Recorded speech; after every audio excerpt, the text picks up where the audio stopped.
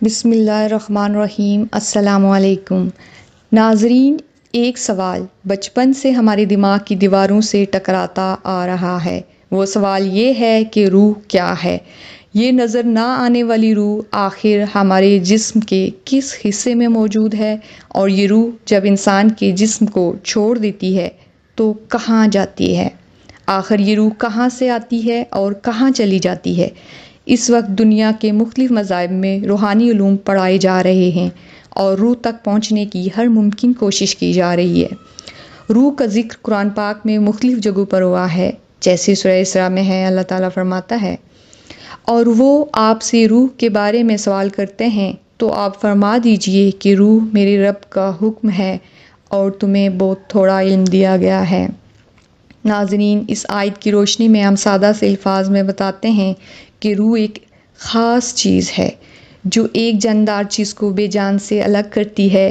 حکم الہی ہے کہ اللہ نے انسان کو روح کا بہت کم علم دیا ہے، مگر اتنا ضرور دیا ہے کہ جتنا انسان کے لیے جاننا ضروری تھا، ورنہ انسان روح سے مکمل طور پر آشنا ہو جاتا تو انسانی دل، لنگز، کڈنیز اور لیور کے بعد روح بھی مارکیٹ میں اسمگل ہونے لگتی۔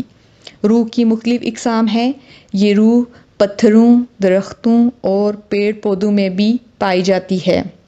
روح کو سمجھنے کے لیے انسان کی پیدائش پہ غور کرنا ہوگا۔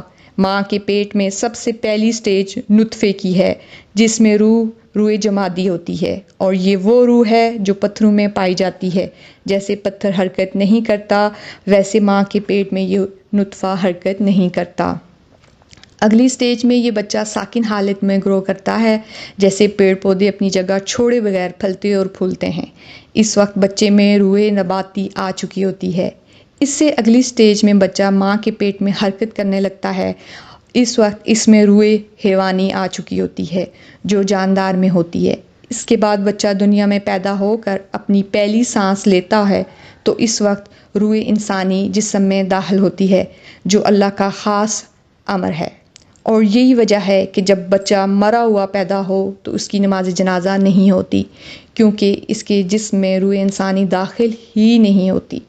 اللہ تعالیٰ فرماتا ہے کہ میں ایک چھپا ہوا خزانہ تھا اور میں نے چاہا کہ میں پہچانا جاؤں تو میں نے اپنی پہچان کے لیے مخلوق بنائی۔